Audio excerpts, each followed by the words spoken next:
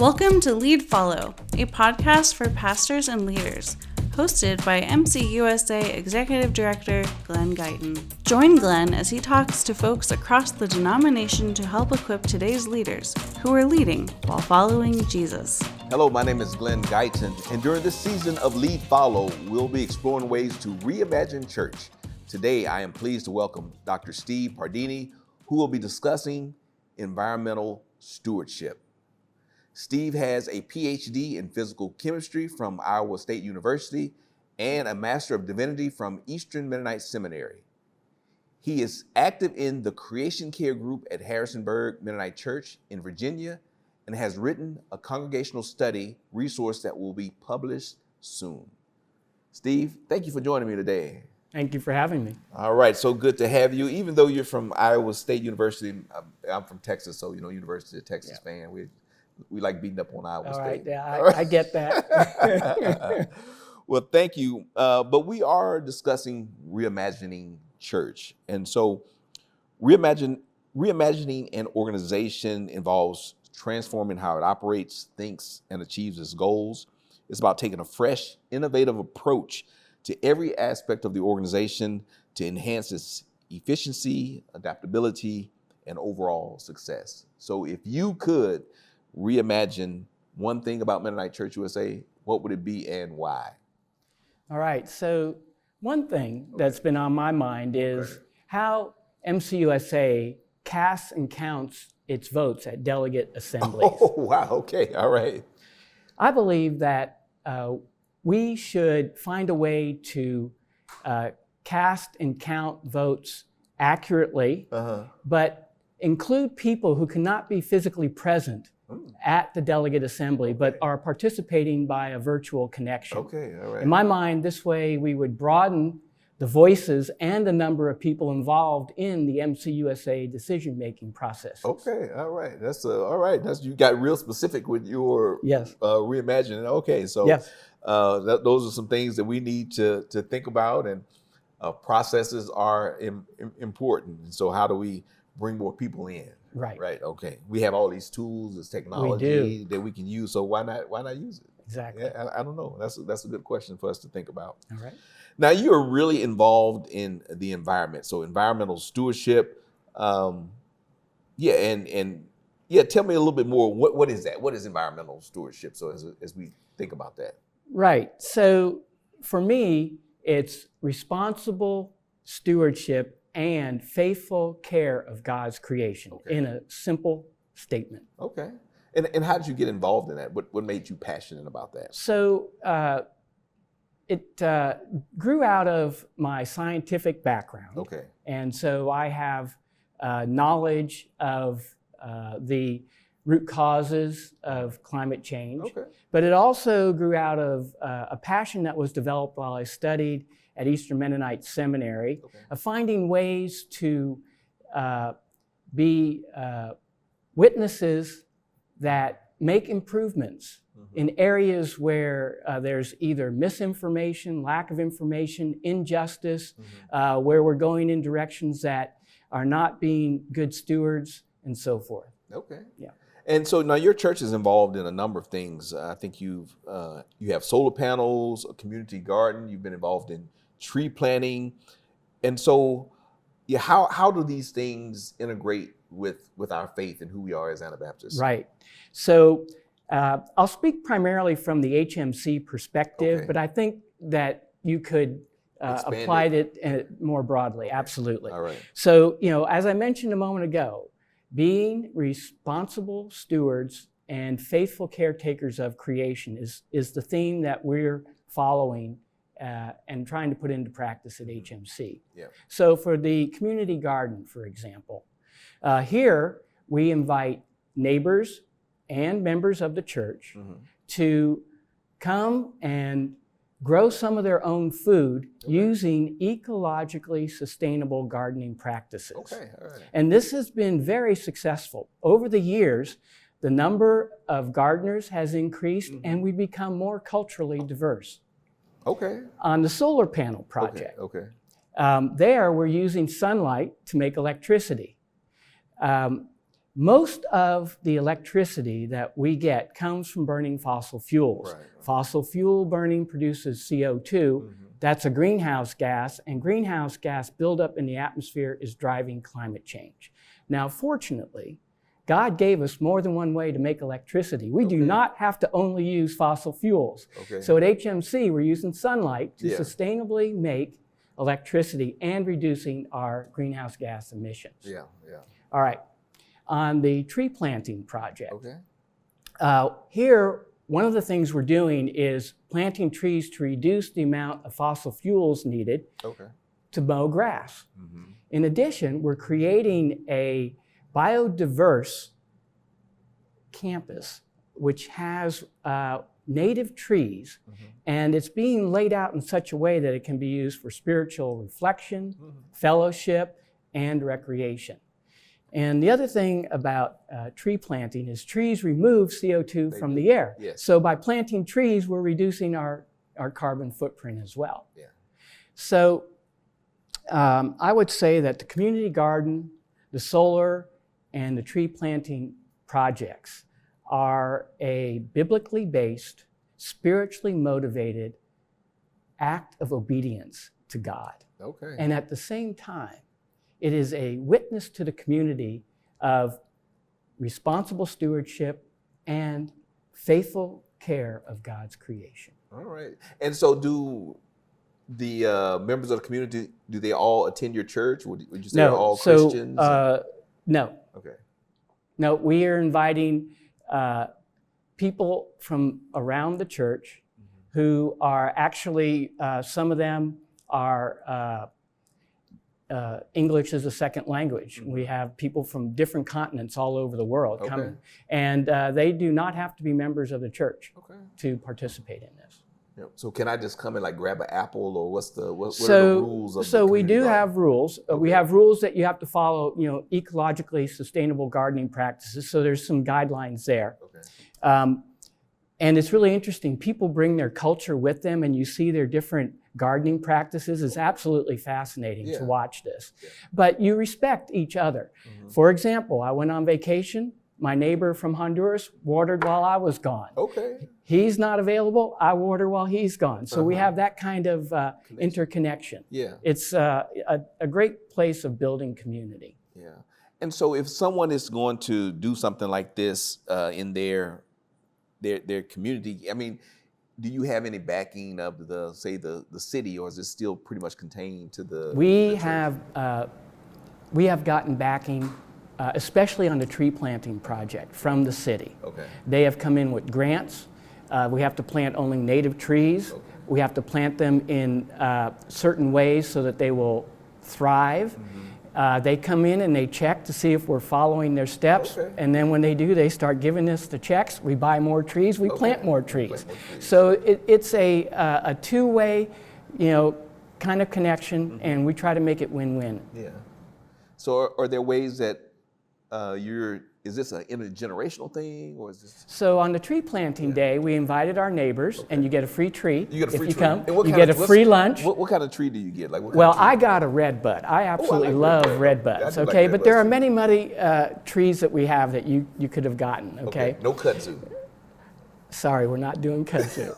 All right. If you're from the South, you'll get the kudzu. That's not a native. That's not native. I know. All right.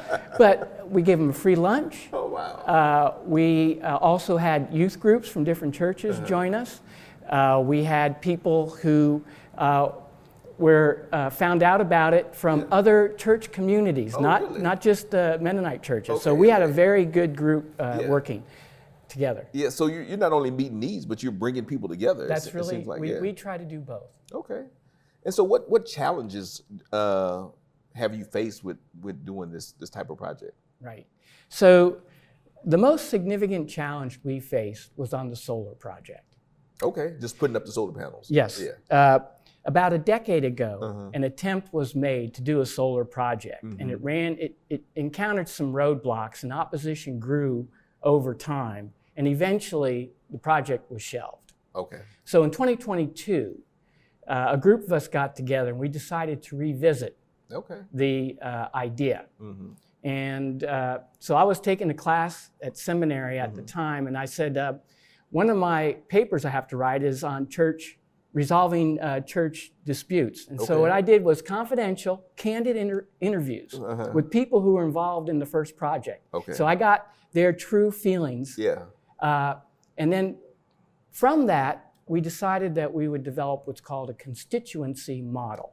And here what we did was we involved the pastors, church elders, church council, and the building and ground committee. So as we developed the solar panel project plans, we checked off with each of those constituency groups and got their input.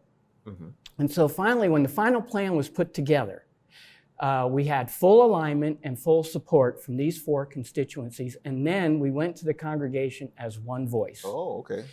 The project was approved, and in a very short time, the funds were raised. So since startup in 2022, we have produced 120 million watt hours of electricity. We've reduced our electricity costs by $12,000, and we've reduced our carbon emissions by 90 metric tons. Right now, we're producing 1/3 of the church's electricity. Our vision is to do 100% with solar panels.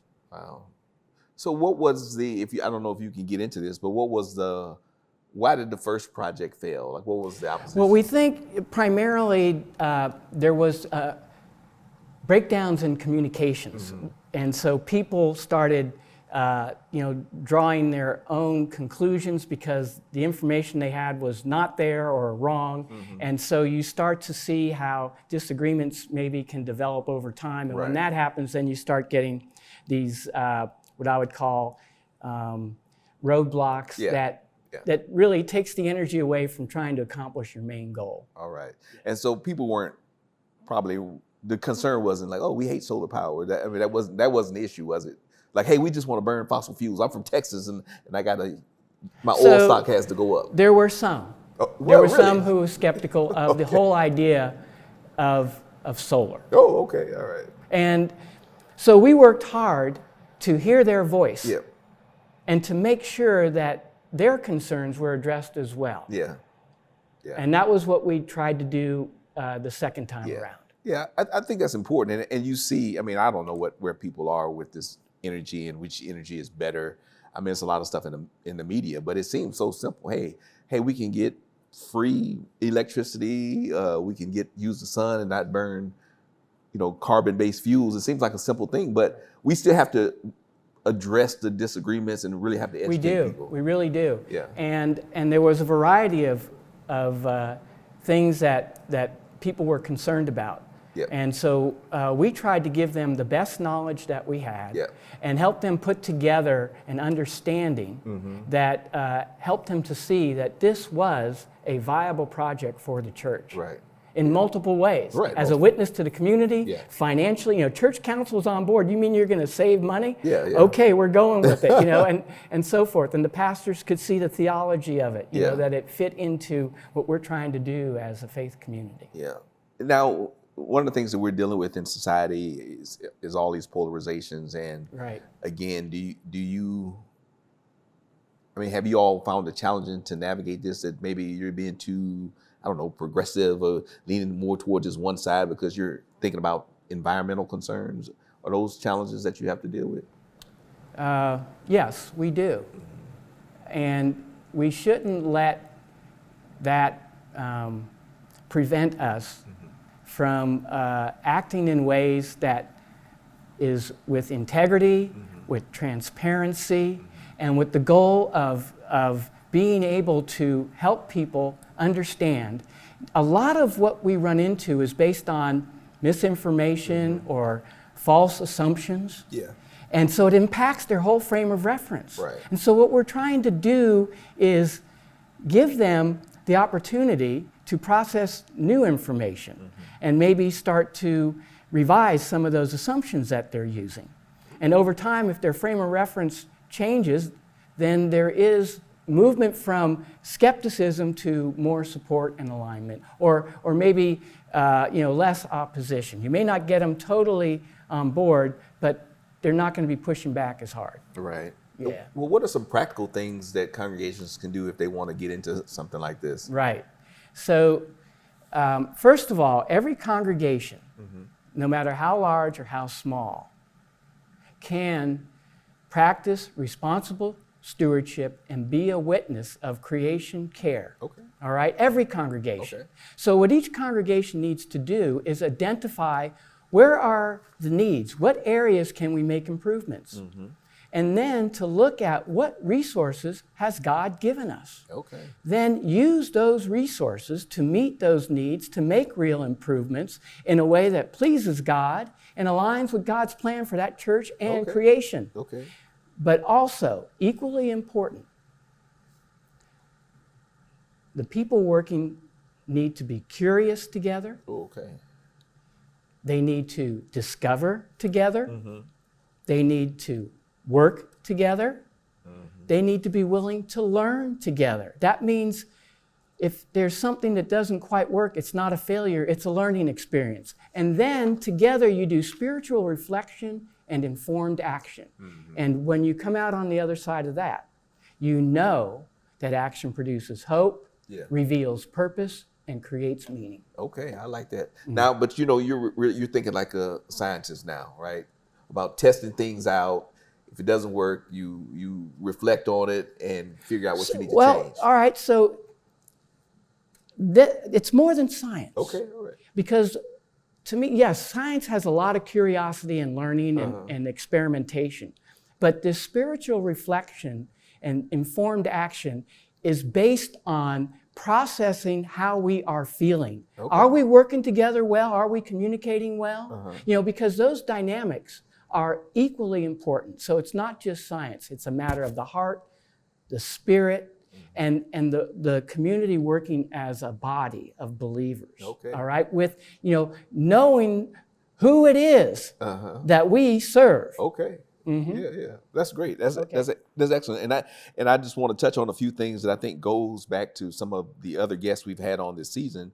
But one of the things you mentioned is identifying the need, because you said that no matter what size you are, that you have something that you can do, that you can offer. So identifying the needs in our community, figuring out what resources we have, what gifts God has given us. That's right. And then acting according to God's plan. That's right. Okay. Yes. It seems simple. It does, doesn't it? Yeah, but we have a hard time doing these things We do sometimes. indeed. Yeah. We do indeed. But I think, a community that is coming together, you have everyone is providing a resource, if you will. Yeah. And so you just have to harness that collective resource. Yeah. And so you have to me, it starts with relationships, life-giving relationships. If you have that, then the little things that come up that become potential roadblocks, you work through them with confidence. Yeah. Well, it's not lost on me that as you read the Bible, especially the stories that Jesus told, a lot of them revolve around agriculture, planting, and sowing and working together in those types of environments. So it seems to me like you are modeling some of those things in what you all are doing. We are trying to. Very best we can. Yeah. All right. So as you promote these things, have other congregations asked to join, like other churches asked to join? Great question. Yeah. Great question. So we are involved in a local group called Churches for Creation Care. Okay. And also Shenandoah Valley Faith and Climate. The Churches for Creation Care is an ecumenical organization. So we just recently had a time of fellowship and sharing at Harrisonburg Mennonite Church. Okay. People brought snacks, and each church talked about their own ways that they're doing responsible stewardship and faithful creation care, and a lot of information was shared. And then we had a guest speaker come in. We talked a little bit about how we can do projects like installing solar panels for low income, improving insulation in homes. Yeah. And so we all gathered around that. We think we might be able to provide some resources for that. Yeah. So And then also with the Shenandoah Valley Faith and Climate, there it's kind of pushing out into the secular community. How can we be a voice to those who have decision-making authority on these areas that are important to us? So, make sure that the local council is going to continue to fund these tree planting programs, or how can we move, more towards carbon neutral energy resources and that sort of thing. Yeah. So it's both at the same time. Well, it seems to me like, the concept of the community garden is something that any community anywhere could adopt. I just wonder, have you thought about why more people don't do that? Do we not want to give away free food? We feel like, hey, people can just go out and pick some corn. Right. Actually, I'll tell you the story. I saw this guy, I was driving by, he had some corn in his backyard. And I was like, why haven't I thought about that? Like, I was thinking about planting some bushes, but I could plant a row of corn. Right. So my corn is ready today. When I get done here, maybe it was your house that I should have brought you a cob. Yeah, I was going to do that. Yeah. So not every church has the green space. Okay. Some of them are right in the middle of an urban area. Yeah. But even urban areas have places that you could convert into a green space. Yeah. And so it's a matter of someone with a vision and people willing to come together and make it work. All right. All right. Well, thank you so much. You seem really excited about that. Your passion comes through about this project, and it seems to be something that really is impacting the community. And I think it's a way for us to do church in a different way, right? Yes. It's not just about sitting in the pews, singing hymns, but you're out there in the soil, getting your hands dirty, doing the solar work and planting trees. Yes. And I want to say thank you for giving us this time and willing to let us share some of our story. You're quite welcome. And I think it's really important for us to reimagine church and how we do things and think creatively about what we do as a ministry.